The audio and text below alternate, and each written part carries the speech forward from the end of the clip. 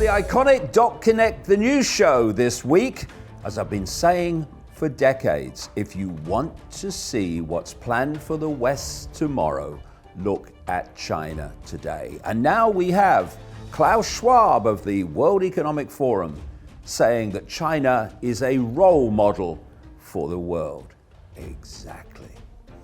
A new study says that the world, in terms of vegetation, has got greener by 14% in the last 30 years. Ooh, what pollutant could be responsible for that?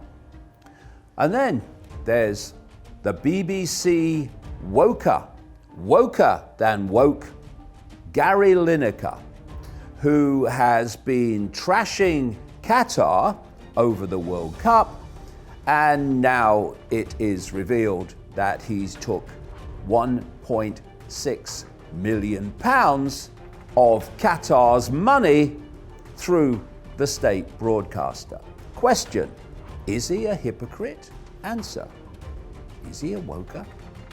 That's the Connect the News Show on Ickonic on Saturday from 10 a.m. UK, and you can take out a free 7-day trial whenever you want.